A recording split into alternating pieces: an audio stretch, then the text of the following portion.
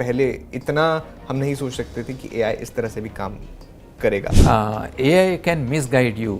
लगातार सीखना बहुत ज़रूरी है। खतरा जॉब रिप्लेसमेंट में नहीं है। ऐसे इंपॉर्टेंट फैक्टर्स हैं जो आप कहेंगे स्टूडेंट्स को ध्यान में रखने चाहिए। आप मल्टी एजुकेशन के ऊपर आप फोकस कीजिए। कौन सी ऐसी गलती की थी अपनी स्टूडेंट लाइफ में जो जो आपको देख रहे हैं स्टूडेंट्स, उन्हें नहीं करनी चाहिए? आप पहले से ही आप क्या करना चाहते हैं आप डिसाइड कीजिए। नमस्कार, एजुकेशन 9 देख रहे हैं आप। मैं हूं अरुण सुंदराल। भारत में हर साल करोड़ों बच्चे पढ़ते हैं, लेकिन सवाल यह है कि क्या वो सही पढ़ रहे हैं, अच्छे से पढ़ रहे हैं? एक आदमी है जिन्होंने ये सवाल सिस्टम के अंदर से पूछा और फिर उसे बदलने की कोशिश की। CUET लाए, NEP को ज़मीन पर उतारा, फॉरेन यूनिवर्सिटीज़ का दरवाज़ा खोला और अब रिटायर हुए तो एक पूरा एरा बदल चुका था और अभी भी लगातार काम कर रहे हैं। आज हमारे साथ वो शख्स मौजूद हैं, प्रोफेसर M जगदीश कुमार जी। बहुत बहुत स्वागत है आपका, फॉर्मर चेयरमैन UGC। देखिए, जैसे कि मैंने अपने इंट्रो में ही कहा कि बदलाव लाए हैं, वो बदलाव आप किस तरह से देख रहे हैं? नेशनल एजुकेशन पॉलिसी पर ही अब सबसे पहले बात करूं। लगातार आप उसमें इम्प्लीमेंटेशन का उसका देख रेख कर रहे हैं उसकी।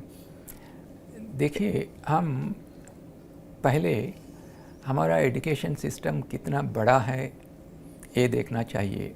अभी हमारा सिस्टम में पूरा मिलके 30 करोड़ के ज़्यादा स्टूडेंट्स हैं स्कूल एजुकेशन में, हायर एजुकेशन में।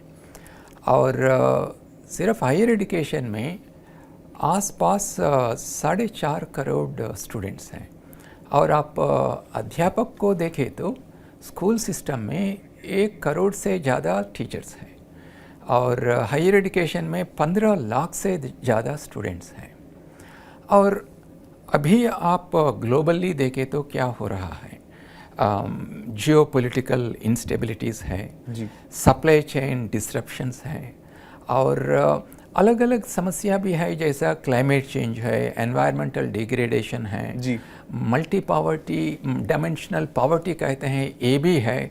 ये समस्याओं को हम सॉल्व करने के लिए कैसा हमारा स्टूडेंट्स को ट्रेन करेंगे, और ये एक बात है। और दूसरा, सालों से हमारा यूनिवर्सिटी सिस्टम में, स्कूल सिस्टम में हम बहुत ज़्यादा राउट लर्निंग को फोकस दिया।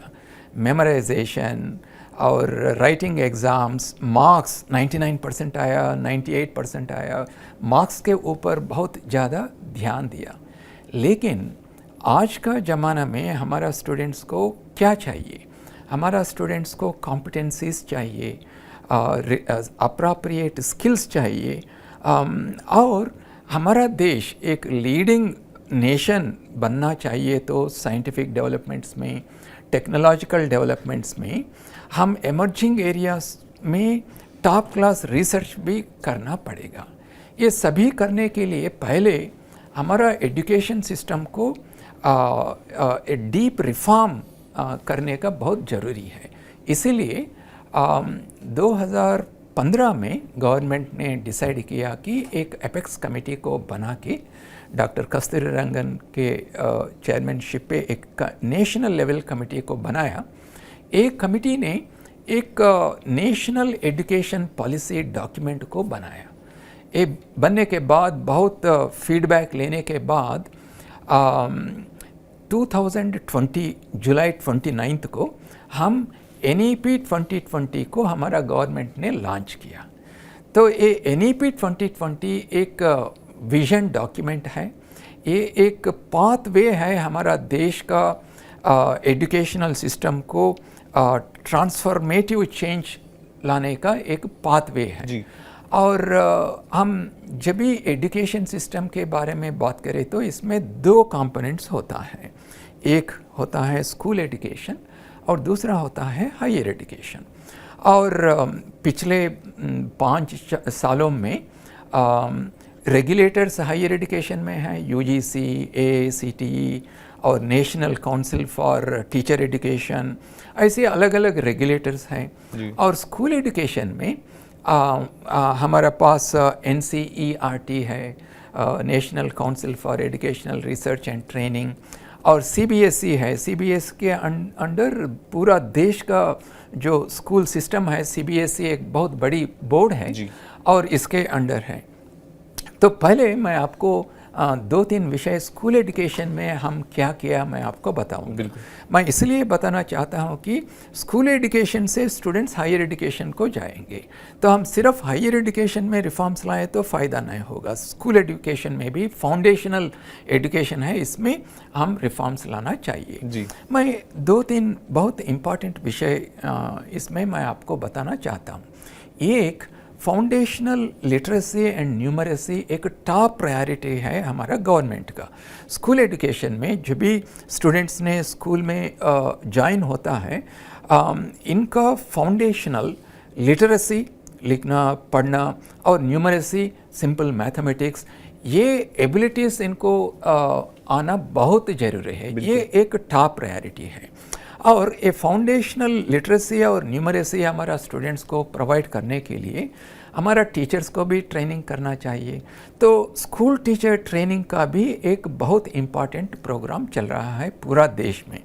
और आप इनिशियल क्लासेस से बाल वाटिका, क्लास 1, क्लास 2, और थोड़ा आप आगे गए तो हायर लेवल्स पे अभी हमारा पूरा देश में PM श्री स्कूल्स को एस्टैब्लिश किया। ये एक एक्सेम्पलरी स्कूलिंग सिस्टम है जिसमें हमारा स्टूडेंट्स को हम एक्सपीरियंशियल लर्निंग प्रोवाइड करेंगे और हमारा स्टूडेंट्स को skill based education, vocational education हम प्रोवाइड करेंगे क्लास 6 ऑनवर्ड्स। और CBSE ने असेसमेंट का भी बहुत रिफॉर्म्स लाया। अभी क्या होता है एग्ज़ाम्स में, जो मैं मेमोराइज़ करूँगा और मेमोराइज़ करके एग्ज़ाम लिखूँगा और सिर्फ मार्क्स के बारे में मैं चिंता करूँगा।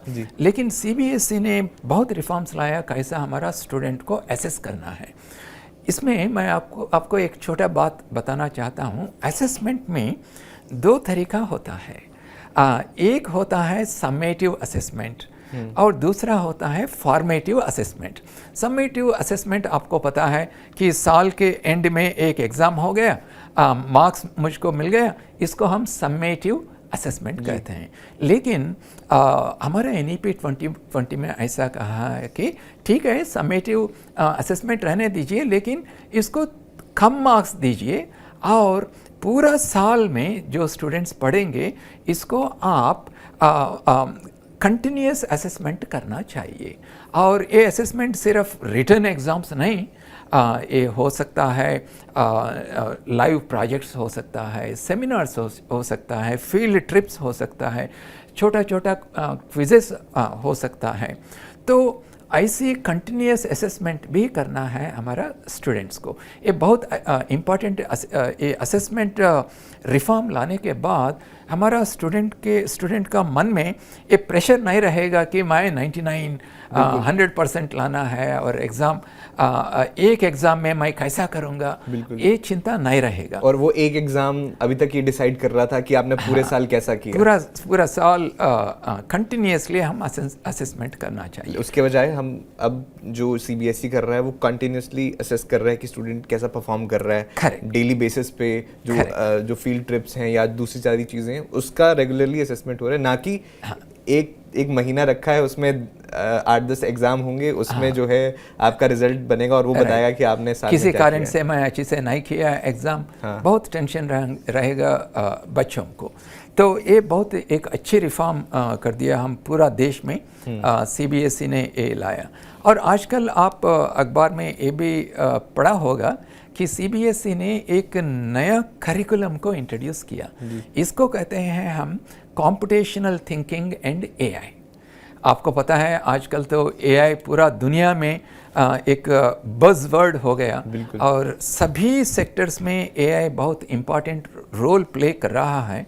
तो हमारा स्टूडेंट्स को शुरू से ही AI के बारे में पता होना, AI टूल्स को यूज़ करना, AI के बारे में पढ़ना, ये भी बहुत इम्पॉर्टेंट है। इसलिए CBSE ने एक नया करिकुलम अगले साल 2026 एकेडमिक ईयर से ये शुरू होगा, क्लास 3 से आगे ये शुरू होगा। इसको कहते हैं हम कॉम्पिटिशनल थिंकिंग एंड AI। ये एक बहुत अच्छी रिफॉर्म है जी। देखिए, आपने इतने सारे रिफॉर्म्स के बारे में बताया और लगातार ये चेंजेस हो रहे हैं, ये रिफॉर्म्स आ रहे हैं। NEP 2020 5 साल हो चुके हैं। आप इसके इम्प्लीमेंटेशन से जुड़े रहे हैं, किस तरह से इम्प्लीमेंट हो रहा है, अभी भी उसके साथ जुड़े हुए हैं। राइट 10 में से कितने नंबर देंगे अभी तक के इम्प्लीमेंटेशन को आप? देखिए, NEP 2020 इम्प्लीमेंटेशन एक कंटिन्यूस प्रोसेस है। और ठीक है, आप जो पूछा ये भी इम्पॉर्टेंट है। एक टाइम होने के बाद, 1 साल के बाद, 2 साल के बाद हम रिव्यू करना चाहिए, कितना हम किया, कितना हम करना है। लेकिन एक बात मैं आपको बताना चाहता हूँ, हमारा देश में हमारा एजुकेशनल सिस्टम बहुत डाइवर्स है और पूरा दुनिया में हमारा एजुकेशनल सिस्टम बहुत बड़ी एजुकेशनल सिस्टम है। तो इसलिए हम धीरे धीरे जो इंस्टीट्यूशंस रूरल एरिया में हैं, जो इंस्टीट्यूशंस के पास टीचिंग रिसोर्सेस नहीं है, इंफ्रास्ट्रक्चर नहीं है, इनको थोड़ा हैंड होल्ड करना है, इनको थोड़ा हम समय देना है प्रिपेयर करने के लिए, इम्प्लीमेंट करने के लिए। लेकिन you also have many other institutions which are ready to implement. तो इनके साथ हम बैठ के ये रिफॉर्म्स इम्प्लीमेंट करना है। तो स्कूल एजुकेशन में हम कम से कम 86 रिफॉर्म्स को लाया एज पर NEP 2020। और जब मैं UGC में थे पिछले 3 सालों में हम कम से कम 45 रेगुलेशंस और फ्रेमवर्क्स को लाया। तो इससे फ़ायदा क्या होता है हमारा स्टूडेंट्स को कि इनको फ्रीडम, फ्लेक्सिबिलिटी और चॉइसेस रहेगा।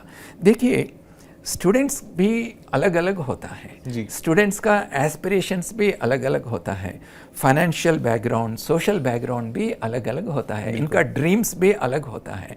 क्या हम वन फिट्स ऑल सोल्यूशन दिए तो ये अच्छा होगा क्या हमारा स्टूडेंट्स के लिए? ऐसा नहीं। और मैं पूरा देश में जब भी मैं घूमता हूँ और स्टूडेंट्स से बात करता हूँ, ये सामने आता है मुझको कि हमारा स्टूडेंट्स ये होना चाहते हैं कि क्रिटिकल थिंकर्स, ये होना चाहते हैं कि क्वेश्चन द स्टेटस को, और they want to take risks, और एक टीम में काम करना चाहते हैं। तो कुछ नई चीज़ करना चाहते हैं, प्रोडक्ट डेवलप करना चाहते हैं, स्टार्टअप करना चाहते हैं। क्या हमारा एजुकेशन सिस्टम रेडी है क्या ये एस्पिरेशंस को फुलफिल करने के लिए? तो इसको हम मन में करके एक आर्किटेक्चरल रोड मैप हम बनाया NEP 2020। By taking NEP 2020 as a guideline, हम एक आर्किटेक्चर को बनाया हायर एजुकेशन में क्या क्या करना चाहिए। बिल्कुल 2-3 मैं आपको बताऊंगा। एक बहुत इम्पॉर्टेंट रिफॉर्म जो हम लाया हायर एजुकेशन में, ये 4 ईयर का 4 ईयर अंडर ग्रेजुएट प्रोग्राम। और इसमें ये भी हम ये फ्रीडम दिया स्टूडेंट्स को कि जो 4 ईयर का पाथ लेंगे डिग्री प्रोग्राम का, at the end of 3rd year if they want to drop out, they have the freedom to drop out, but they can get the 3 year degree. और जो 4th year में भी पढ़ना चाहते हैं, इनको 4th ईयर में अलग अलग यूनिवर्सिटीज़, कुछ यूनिवर्सिटीज़ में रिसर्च फोकस देंगे, कुछ यूनिवर्सिटीज़ ने अप्रेंटिसशिप का फोकस देंगे। और ये 4th ईयर में जो extra knowledge, extra experience students को मिलेगा, इससे स्टूडेंट्स का कॉम्पिटेंसीज बढ़ जाएगा और स्टूडेंट्स जो नया नया अपॉर्चुनिटीज़ आ रहे हैं इसको सीज करने का इनको मौका मिलेगा। और 4 ईयर प्रोग्राम में ये भी एक सुविधा है कि हम अभी PhD में ज्वाइन करना चाहिए तो मास्टर्स प्रोग्राम करना है और इसके बाद ही PhD में आप ज्वाइन कर सकते हैं। लेकिन आप 4 ईयर का डिग्री प्रोग्राम करें तो फिज़िक्स हो, ज़ूलॉजी हो, सोशियोलॉजी हो, पॉलिटिकल साइंस हो, इकोनॉमिक्स हो, कोई सब्जेक्ट इसमें कोई चिंता नहीं है। लेकिन आप 4 ईयर डिग्री करें तो आप डायरेक्टली PhD में ज्वाइन कर सकते हैं। देखिए, जो यंग आदमी हैं, जो एस्पिरेशनल है, इतना यंग एज में रिसर्च करे तो बहुत क्रिएटिव रहता है, हमारा देश को बहुत फ़ायदा होगा इससे। 4 ईयर का एक प्रोग्राम है। और दूसरा, हम मल्टी एंट्री मल्टी एग्ज़िट को भी हम इंट्रोड्यूस किया। कभी कभी क्या होता है, मुझको कुछ हेल्थ प्रॉब्लम आया, नहीं तो मेरा फैमिली में कुछ फाइनेंशियल प्रॉब्लम आया, 1 साल 2 साल मैं ब्रेक लेना चाहता हूँ। हमारा प्रेजेंट सिस्टम में कोई भी ऐसा ब्रेक लिए तो हम इनको कहेंगे ये फेल्यूर है। ऐसा फेल्यूर कभी भी नहीं होता है। ऐसे स्टूडेंट्स को भी हम मौका देना चाहिए कि बाद में वापस आके कंटिन्यू करके इनका एजुकेशन कंप्लीट कर सके। इसलिए multi entry multi exit students को बहुत फ़ायदा होता है। इसी से जुड़ा मेरा सवाल है, क्योंकि देखिए आपने अभी बताया कि बहुत फ़ायदा होता है और कॉन्सेप्ट भी बहुत ब्रिलियंट है मल्टीपल एंट्री एग्जिट का, लेकिन क्या एम्प्लॉयर्स अभी ये एक्सेप्ट कर रहे हैं? क्या वो चेंज वहाँ आया है? देखिए आगे समय में जो एम्प्लॉयमेंट अपॉर्चुनिटीज़ आएगा, इसमें स्टूडेंट्स का क्या कॉम्पिटेंसीज है, क्या स्किल्स हैं, ये बहुत इम्पॉर्टेंट होगा। अभी क्या हो रहा है, मैं यूनिवर्सिटी वाइस चांसलर्स को भी ये बात बता रहा हूँ कि अभी हमारा फोकस है कि डिग्री दे दो हमारा बच्चों को। ऐसा हम डिग्री फैक्ट्रीज नहीं बनना चाहिए। जब भी स्टूडेंट यूनिवर्सिटी से बाहर आएगा, ये स्टूडेंट एक पोर्टफोलियो ऑफ एक्टिविटीज से बाहर आना है। जैसा कि मैं कुछ लाइव प्रोजेक्ट किया, कुछ अप्रेंटिसशिप किया, कुछ इंटर्नशिप किया, नहीं तो कुछ ओपन सोर्स कोड को डेवलप किया, कुछ प्रोटोटाइप को डेवलप किया। ऐसे अनुभव स्टूडेंट्स को होना चाहिए। सिर्फ थियोरेटिकल क्लासरूम एक्सपीरियंस से इतना फ़ायदा नहीं होता है। और जो रिक्रूटमेंट एजेंसीज है, रिक्रूटमेंट इंडस्ट्रीज है, कॉरपोरेशंस है, ये एक्सपीरियंस को देखते हैं। आप मान लीजिए आप एक कंपनी है, आप मुझको रिक्रूट करना चाहते हैं और एक दूसरा स्टूडेंट भी आते हैं और ये कहेंगे मैं आपको आके दिखाऊंगा मेरे पास ए ग्रेड्स है, ए सर्टिफिकेट है। लेकिन दूसरा स्टूडेंट आके कहते हैं कि मैं ये डिज़ाइन किया और इसको टेस्ट किया, लेकिन मैं 2-3 बार फेल हुआ, लेकिन इसको मैं ठीक करके ये है मेरा एविडेंस, मैं इसको काम आई मेड इट वर्क। तो आप naturally you will pick up that student, not just a student who just has grades. तो ये ट्रांसफॉर्मेशन हमारा एजुकेशन सिस्टम में आना है।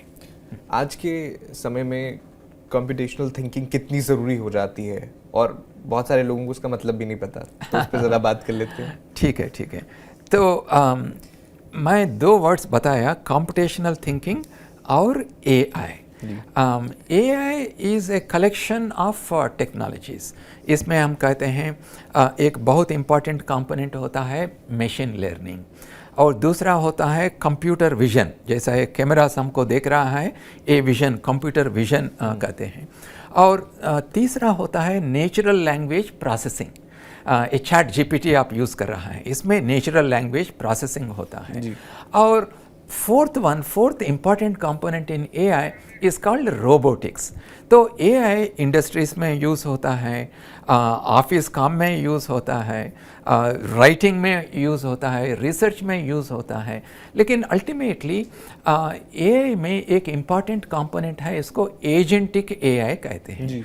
एजेंटिक AI में क्या होगा, ये AI टूल आप इसको कुछ इंस्ट्रक्शंस दिए तो कुछ किसी काम करने के लिए ये काम करने शुरू करेगा, लेकिन बीच में अपने आप सोच के ये काम और ठीक करने का अपने वो डिसीजन कर सकते हैं। इसको एजेंटिक AI है। तो फ्यूचर में AI will be part of our work place, part of our home and personal life. Therefore it is important that our kids are exposed to AI right from the school level।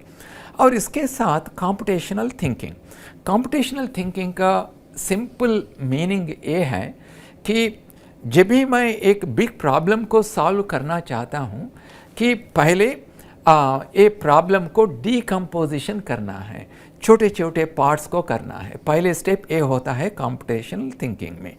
ये करने के बाद ये छोटे छोटे problems में हम एक पैटर्न्स को देखना है, पैटर्न रिकग्निशन करना है। ये पैटर्न रिकग्निशन करने के बाद एक होता है एब्स्ट्रैक्शन। एब्स्ट्रैक्शन मीन्स ठीक है, इतने सब प्रॉब्लम्स हैं, इसमें की कंपोनेंट्स क्या है। कुछ कॉम्प्लेक्स इश्यूज होता है, कुछ की कंपोनेंट्स होता है। ये एब्स्ट्रैक्ट थिंकिंग करके इसको सेपरेट करना है। और इसके बाद the fourth step in critical thinking is algorithmic work, algorithmic plan, meaning that now after this decomposition, after pattern recognition, after abstraction, now you step by step solve the problems. इसको कहते हैं critical thinking. A critical thinking ability right from the student days, if we give to our students, they will become problem solvers, they will become solution providers. हमारा देश में भी बहुत समस्या है, जैसा हमारा सोशल वेलफेयर स्कीम्स को इम्प्लीमेंट करना चाहते हैं, इसके लिए हमको डिजिटल पब्लिक इंफ्रास्ट्रक्चर चाहिए. ये एक बहुत चैलेंज है. इसको बिल्ड करने के लिए हमारा स्टूडेंट्स को शुरू से ही कॉम्पिटिशनल थिंकिंग और एआई का एक्सपोजर हुए तो ये अच्छे प्रॉब्लम सॉल्वर्स हो जाएगा. इसलिए सीबीएसई ने अगले साल से कॉम्पिटिशनल थिंकिंग और एआई को मैंडेटरी कर दिया स्कूल सिस्टम में. बिल्कुल, एआई पर भी आपसे बहुत सारी बातें कर दी हैं मुझे, लेकिन देखिए जब हमारी जो सरकार है वो लगातार बात करती है विकसित भारत 2047 की, उसी विजन के तहत ये न्यू एजुकेशन पॉलिसी बनाई गई थी कि जब भारत उस दौर में होगा तो भारत का जो एजुकेशन सिस्टम होगा वो कुछ और ही होगा, अलग ही होगा. राइट. हमारे दर्शकों की समझ के लिए बताइए कि 2047 का एजुकेशन सिस्टम आज से कितना अलग हो सकता है अगर इसी तरह से ट्रांसफॉर्मेशन होते रहे, और वो स्टूडेंट्स के लिए कितना बेनिफिशियल होगा, क्या की डिफरेंसेस वो देखेंगे. देखिए, एनईपी 2020 इम्प्लीमेंटेशन तो बहुत तेज़ी से हो रहा है जी. मैं कुछ एग्जांपल्स देता हूँ आपको. Skill education is one. Skill education as part of the degree programs, जैसा मान लीजिए मैं बीएससी फिजिक्स कर रहा हूँ, लेकिन मैं इकोनॉमिक्स में काम करना चाहता हूँ. क्या हमारा स्टूडेंट्स को ये चांस है क्या? Multidisciplinarity is an important component where we are now trying to bring this opportunity for the students to study. For example, a history student wants to study journalism, or a political science student wants to study data science, or a sociology student wants to study, let's say, public health. This kind of multidisciplinarity has to be provided, and already hundreds of universities are introducing this multidisciplinarity. और दूसरा, मैं आपको एक बहुत अच्छी reform जो UGC लाया, ये आपको मैं बताना चाहता हूँ. इसको कहते हैं अप्रेंटिसशिप एम्बेडेड डिग्री प्रोग्राम. ये apprenticeship degree embedded degree programme में, मान लीजिए डिग्री प्रोग्राम इस 4 साल, और 4 साल में up to 2 years the student can actually work in an industry, और 2 years थियरी जो पढ़ना है यूनिवर्सिटी में पढ़ेंगे. ना आपको मैं नंबर देना चाहिए तो कितने यूनिवर्सिटीज़ चालू किया. बहुत बड़ी बड़ी यूनिवर्सिटीज़ ये अप्रेंटिसशिप एम्बेडेड डिग्री प्रोग्राम्स को इंट्रोड्यूस कर रहा है. इससे स्टूडेंट्स को फ़ायदा होगा और इंडस्ट्री को भी job ready, industry ready workforce मिल जाएगा इंडस्ट्री को भी. एक उदाहरण मैं आपको बताना चाहता हूँ, मुंबई यूनिवर्सिटी. मुंबई यूनिवर्सिटी ने कम से कम 30 अप्रेंटिसशिप एम्बेडेड डिग्री प्रोग्राम्स को इंट्रोड्यूस किया. इससे हज़ारों स्टूडेंट्स को बहुत फ़ायदा होगा. और पूरा देश में हम वाइस चांसलर से बातचीत कर रहा है, और लोकल इंडस्ट्रीज से मिलके आप द करिकुलम को डिज़ाइन कीजिए और अप्रेंटिसशिप एम्बेडेड डिग्री प्रोग्राम्स को चालू कीजिए. ऐसा हम सभी यूनिवर्सिटीज़ को प्रोत्साहन दे रहा है. सीयूटी पे आते हैं. देखिए, सीयूटी पर बहुत सारे आरोप ये लगते हैं कि इसने कोचिंग इंडस्ट्री को और बढ़ा बना दिया और उसे एक बूस्ट दे दिया. आपका जवाब क्या है? स्टूडेंट्स का अनुभव अलग है. मैं जब यूजीसी में थे 2024 एंड में 2 बैचेस ऑफ स्टूडेंट्स को हम यूजीसी को बुला के इंटरेक्ट किया. एक बैच ऑफ स्टूडेंट्स अगले सेशन में सीयूईटी लिखने के लिए तैयार हो रहा है, और दूसरा ग्रुप ने पिछले साल सीयूईटी को क्लियर किया. और ये सभी लोग हमको बताया कि सीयूईटी में द सिलेबस जो हम यूज़ करते हैं और the standard of questions that हम देते हैं, कि इन्होंने बहुत क्लियरली बताया कि कोचिंग का ज़रूरत है ही नहीं। और पिछले साल जो किया, ये बहुत अच्छी रैंक होल्डर है CUET में, इन्होंने कहा कि हम सिर्फ अपने आप पढ़े थे और CUET एग्ज़ाम को लिखे थे। एक क्यों होता है? एक, हम सिलेबस सिर्फ 12th स्टैंडर्ड को लिमिट किया, और दूसरा, स्टूडेंट्स ने ऑलरेडी बोर्ड एग्ज़ाम्स लिखा और वही सिलेबस से हम CUET में पूछते हैं। तो सिंपली आप रिवाइज करके फोकस्ड होके तैयार करके आप CUET लिखे तो आपको एक कोचिंग का कोई ज़रूरत होगा ही नहीं। और आपने कहा कि CUET से क्या फ़ायदा हो रहा है। एक फ़ायदा, क्लियर फ़ायदा ये है कि बोर्ड में मुझको कोई भी मार्क्स हो, 70 हो, 90 हो, 99 हो, मैं CUET क्लियर करके जो यूनिवर्सिटी में मैं ज्वाइन करना चाहता हूँ, इसमें ज्वाइन करने के लिए मुझको मौका मिलेगा। वो एक प्रेशर हट गया है। ये प्रेशर हट गया है। और ये भी है level playing ground for all the students. देखिए, हमारा स्टूडेंट्स ने 60 और 70 school boards are there across the country, और अलग अलग स्कूल बोर्ड्स का असेसमेंट अलग अलग होता है। कुछ स्टेट्स में 90% स्टूडेंट्स को आते हैं, कुछ स्टेट्स में 80% टॉप रैंकर होता है। तो ये डिफरेंसेस का कारण से स्टूडेंट्स को एडमिशन लेना मुश्किल होता है, लेकिन CUET से वो मुश्किल को हम निकाल दिया। और वाइस चांसलर्स ये भी बताते हैं कि अभी यूनिवर्सिटी में डाइवर्सिटी बढ़ गया। यूनिवर्सिटीज़ में अभी 20-25 राज्यों से स्टूडेंट्स ने आते हैं और एडमिशन लेते हैं यूनिवर्सिटीज़ में।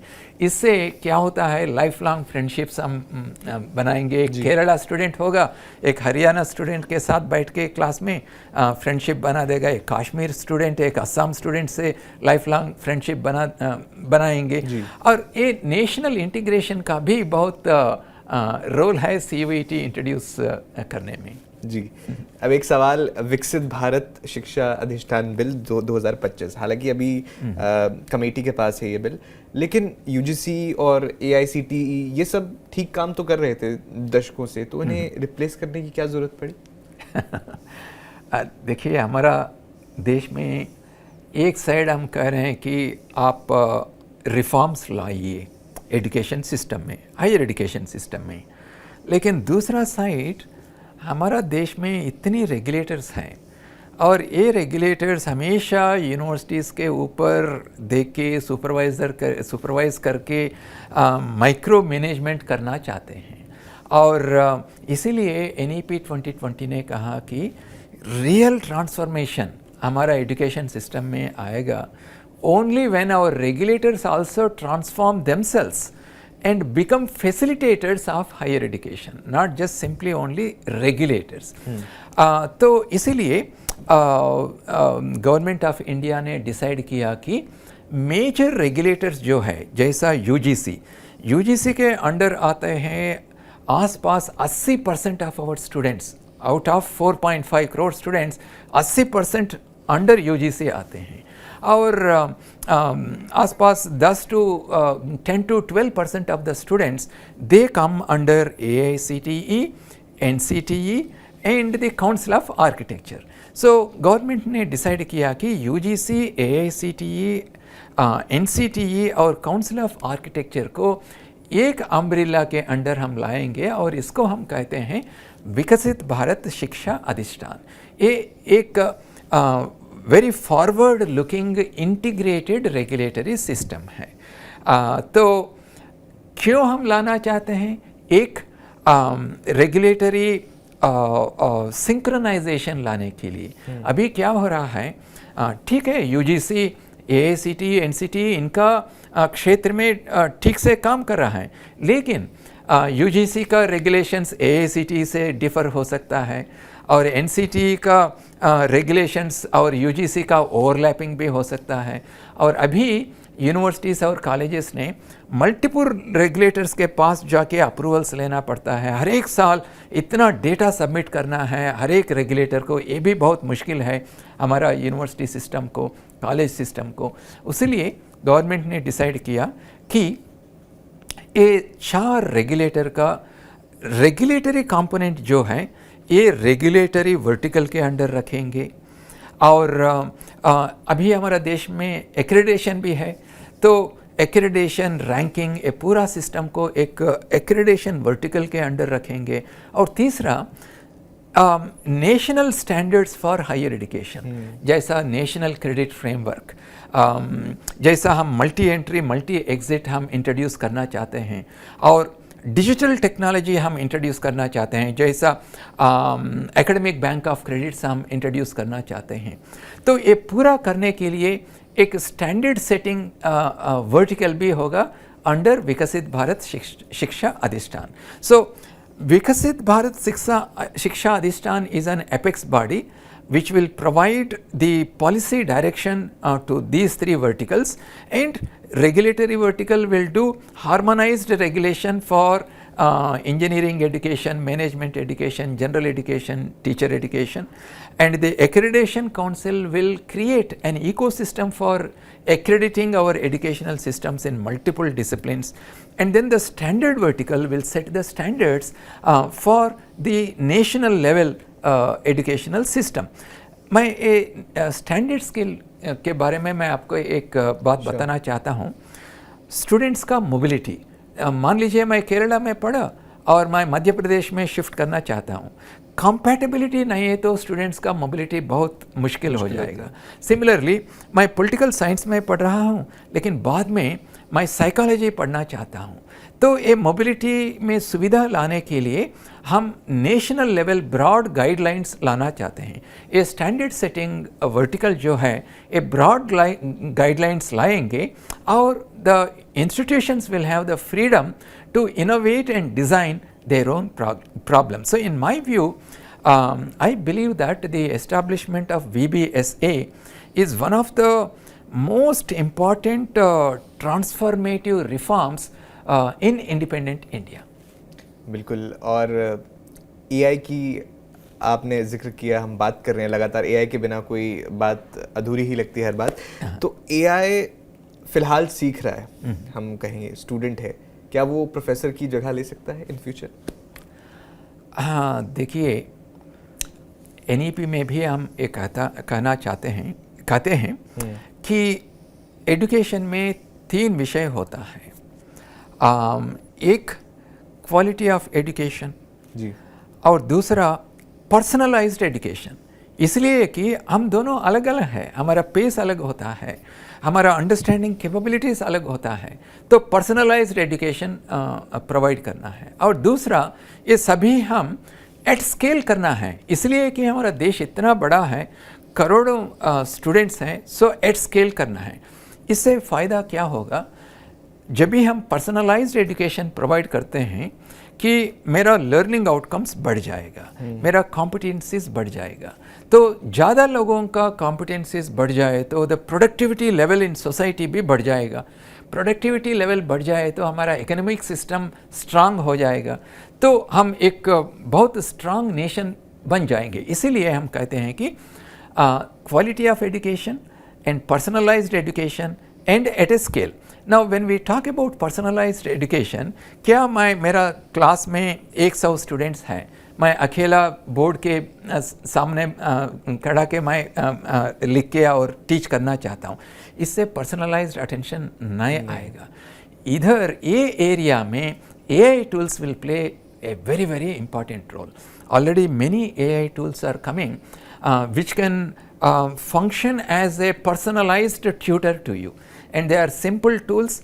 Just by voice interface you can talk to the machine and the machine will explain to you. So AI will play a very important role in education, but ये teachers को कभी भी नहीं replace कर सकते हैं, इसलिए कि टीचर, अच्छी टीचर कौन होता है, सिर्फ ये नहीं है कि जो अच्छे से पढ़ाते हैं आपको, अच्छे टीचर जो है आपको मोटिवेट करते हैं, आपके साथ एम्पैथेटिक रहते हैं, आपको कभी कभी मुश्किल हुआ आपसे बैठ के आपका प्रॉब्लम्स के बारे में डिस्कस करते हैं। क्या AI टूल करेगा? क्या ये नहीं कर सकते हैं। AI tool can only simply explain and talk to you. अभी नहीं कर सकते, लेकिन इन फ्यूचर भी जो ह्यूमन क्वालिटीज़ हैं, लव, अफेक्शन, एम्पैथी, ये मशीन्स कभी भी नहीं कर सकते हैं।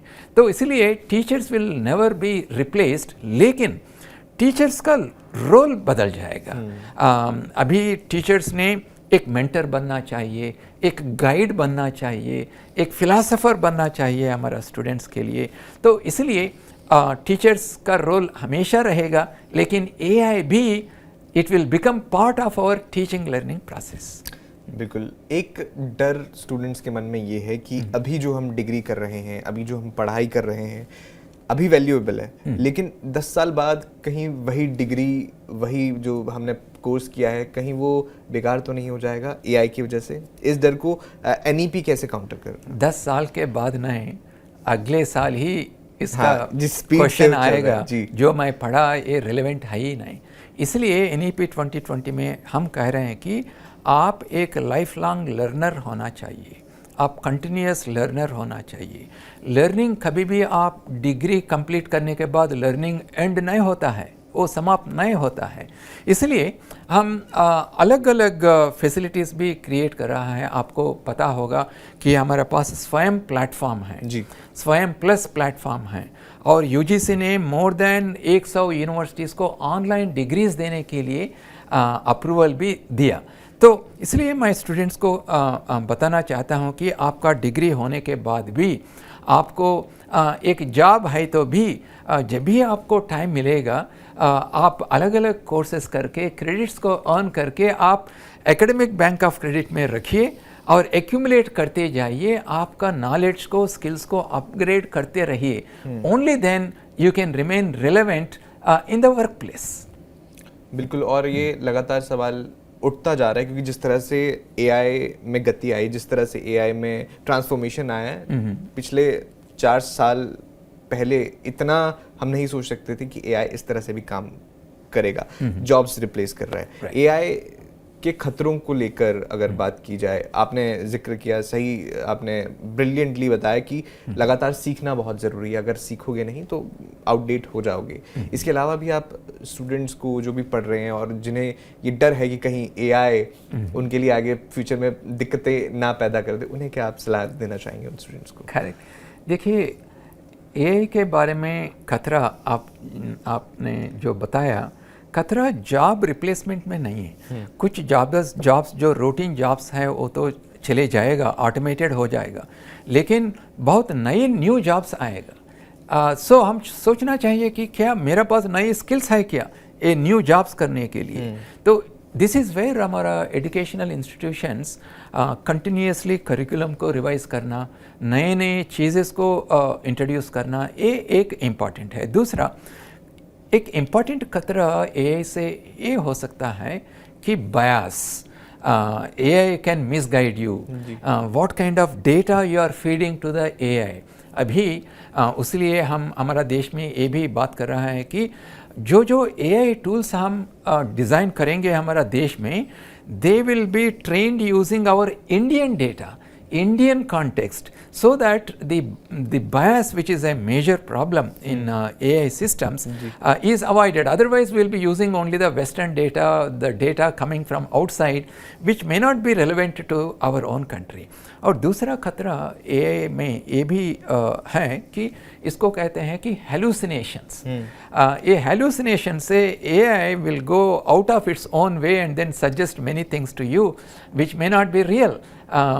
You may actually are not guided properly by the AI. तो इसलिए जो computational thinking and AI CBSE ने introduce किया, इसमें right from that age students will be informed about what is bias, what is good data, bad data, how to use these AI tools, what to trust, what not to trust. ये भी हमारा students को शुरू से ही हम train करना है। लेकिन मैं आपको ये भी एक इम्पॉर्टेंट चीज़ AI के बारे में बताना चाहता हूँ। 3 चीज़ है इसमें AI का बहुत इम्पैक्ट है। एक, पहले नॉलेज। अभी हमारा सामने इतना इन्फॉर्मेशन है, हमारा चैलेंज है कि ये इन्फॉर्मेशन को हम कैसा नॉलेज को कन्वर्ट करके हमारा जजमेंट और एक्शन को कैसा हम यूज़ कर सकते हैं। ये एक चैलेंज है, because the information is so much. So that is why our students should be trained to question, to examine, to validate the information. Only then you use that information. So knowledge sphere में बहुत important changes हो रहा है। दूसरा workplace में जैसा आपको मैं बताया कि सभी रूटीन काम ऑटोमेटेड हो जाएगा थ्रू AI टूल्स। इसलिए हमारे स्टूडेंट्स को हम ट्रेन करना चाहिए to focus on higher order skills. Higher order skills क्या होता है? Judgement, creativity, ethical reasoning, working in the teams, deep domain knowledge, these are all higher order skills. So इसके ऊपर हम फोकस करना चाहिए। और तीसरा पावर स्पीयर में नॉलेज, वर्कप्लेस और पावर। आज दुनिया में जो कंट्रीज़ के पास कंप्यूटिंग पावर है, डेटा है, मॉडल्स है, ये मार्केट्स को कंट्रोल करेगा, सोसाइटी को कंट्रोल करेगा। तो इसीलिए हम NEP 2020 में कह रहे हैं कि हमारा स्कूल सिस्टम में और हायर एजुकेशन में जल्दी से जल्दी हम बदलाव लाना चाहिए। हमारा एजुकेशन सिस्टम को रिफॉर्म करना चाहिए, so that we prepare our students to play meaningful role in knowledge sphere, in work sphere and in the power sphere, and make our country विकसित भारत बाय 2047। बिल्कुल, स्टूडेंट्स के लिए आपसे ये सवाल ज़रूर पूछना चाहूँगा, क्योंकि देखिए आज के समय में डिग्री चुनते हुए कौन सी आप ऐसे इंपॉर्टेंट फैक्टर्स हैं जो आप कहेंगे स्टूडेंट्स को ध्यान में रखने चाहिए आज के रिलेवेंट समय में? क्या वो फैक्टर्स कौन से होंगे? देखिए, मैं स्टूडेंट्स को ये बताना चाहता हूँ कि आपका मन में जो सब्जेक्ट के ऊपर ज़्यादा इंटरेस्ट है, इसको मेजर कीजिए। जैसा मुझको मान लीजिए मुझको हिस्ट्री में इंटरेस्ट है, तो अभी UGC ने कहा कि you can measure in history, 50% of the credits you can use for measuring in history, but the remaining 50% of the credits आप मल्टीडिसिप्लिनरी एजुकेशन के ऊपर आप फोकस कीजिए। जैसा मैं हिस्ट्री में मेजर किया, लेकिन कुछ क्रेडिट्स मैं डिजिटल मीडिया में लेऊंगा, कुछ क्रेडिट्स मैं डेटा साइंस में लेऊंगा, कुछ क्रेडिट्स मैं सोशियोलॉजी में लेऊंगा। तो ऐसे अलग अलग आप सब्जेक्ट्स आप पढ़े तो मल्टीडिसिप्लिनरी नॉलेज रहे तो आपका एम्प्लॉयमेंट अपॉर्चुनिटीज़ और जॉब अपॉर्चुनिटीज़ ज़्यादा रहेगा। ये एक है। दूसरा, जब भी आपको मौका मिले तो आप इंटर्नशिप का अपॉर्चुनिटी लीजिए, आप अप्रेंटिसशिप अपॉर्चुनिटी लीजिए। इससे आपको ये पता होगा कि रियल वर्ल्ड कैसा काम करते हैं, रियल वर्ल्ड इंडस्ट्री में ऑन द जॉब साइट पे क्या प्रॉब्लम्स होता है, कैसा इसको टैकल करना है, ये अनुभव आपको मिलेगा। इससे आप दो काम कर सकते हैं। एक्सपीरियंशियल लर्निंग, मल्टीडिसिप्लिनरी एजुकेशन आपके पास रहे तो आप एक एंटरप्रेन्योर बना सकते हैं, आप एक स्टार्टअप को खोल सकते हैं, आप दूसरों लोगों को जॉब्स दे सकते हैं। नहीं तो आप सिर्फ जॉब करना चाहिए तो use your skills and then you get into a job and grow in your life. So there are multiple opportunities for you if you focus on multidisciplinary education and skill oriented competency based education। बिल्कुल, आखिरी सवाल आपसे ये रहने वाला है, students के लिए ही मैंने वो सवाल रखा है। आपने कौन सी ऐसी गलती की थी अपनी स्टूडेंट लाइफ में जो आपको देख रहे हैं स्टूडेंट्स, उन्हें नहीं करनी चाहिए, या जो अच्छा काम किया वो ज़रूर करें और ये वाली गलती ना करें? देखिए, एज ए स्टूडेंट हम एवॉल्व होते रहते हैं। जैसा हम फ्रेंड्स से बातचीत करते हैं, नहीं तो नेबरिंग अंकल आंटी कुछ एडवाइस करते हैं, हमारे पेरेंट्स एडवाइस करते हैं, लेकिन आपका डीप अंदर विद इन यू ये हो सकता है कि आप कुछ करना चाहते हैं। जैसा मैं चाइल्डहुड से ही मेरा पिताजी को देखा। मेरा पिताजी एक टीचर थे एक छोटा स्कूल में। उस समय से ही मैं डिसाइड किया कि मैं एक टीचर बनूंगा। तो बाद में मैं आईआईटी में पढ़ा और आईआईटी दिल्ली में प्रोफेसर काम किया, बहुत साल 30 साल आसपास मैं काम किया। तो आप पहले से ही आप क्या करना चाहते हैं आप डिसाइड कीजिए, और in a focused way to achieve that goal, irrespective of whatever challenges that come in your way, keep working hard towards that goal. And I'm sure there are many examples in this world when people are focused and then they work with discipline, you will be able to achieve the goals that you have set for ourselves. And today हमारा देश में ऐसी situation है कि multiple opportunities are there for you. We have many scientific missions such as quantum mission, semiconductor mission, space technology is improving, biotechnology, in there are many areas where you can work. And then आप देखा होगा 1-2 दिन के पहले अखबार में आया कि सर्विसेज सेक्टर में हमारा देश 5th पोजीशन में है. बहुत इम्प्रूव हो गया सर्विसेज. और कौन सा एरियाज में जॉब अपॉर्चुनिटीज बढ़ रहे हैं, आपको आश्चर्य होगा कि सभी लोग सोचते हैं कि सॉफ्टवेयर में बहुत ज़्यादा है जॉब्स. ऐसा नहीं है. Recently ministry of skill education और एंटरप्रेन्योरशिप ने एक सर्वे किया कौन सा सेक्टर्स में जॉब अपॉर्चुनिटीज़ बढ़ रहा है. पहले है modern agriculture, animal husbandry, textiles, modern retail and logistics, and renewable energy resources. इतना सोलर सेल पैनल से पूरा देश में हो रहा है. Renewable energy resources, there are many areas where there are huge job opportunities. So it is a great opportunity for our young students because economically we are becoming very stronger. In education many reforms are coming, and as a country we are progressing so fast that you will have an important role to play and take our country forward. बहुत बहुत शुक्रिया sir. आपने हमारे आज के इस बातचीत में, मुझे लगता है जितने भी हमारे दर्शक हैं, बहुत सारे स्टूडेंट्स हैं, इनमें से इन्होंने बहुत सारी वैल्यू ली होगी और आगे क्या करना है क्लियर पाथ इन्हें ज़रूर मिला होगा. थैंक यू, बहुत धन्यवाद जी. आपने सुना, मैं इससे ज़्यादा कुछ कह नहीं सकता, क्योंकि देखिए सर ने जितनी भी अभी तक बातें कही हैं, हमारे एजुकेशन पॉलिसीज़ में क्या क्या बदलाव आ रहा है, फ्यूचर हमारा एजुकेशन सिस्टम का क्या है, सब बताया. और आपके लिए इस दौरान फ़ायदा लेने के लिए, अपने आप को इम्प्रूव करने के लिए क्या कुछ करना है आपको, वो भी सर ने बताया. आपका कोई सवाल हो, कोई सुझाव हो, कोई विचार हो, तो हमें ज़रूर बताइएगा. बाकी खबरों के लिए और इसी तरह की अपडेट्स के लिए देखते रहिए एजुकेशन 9.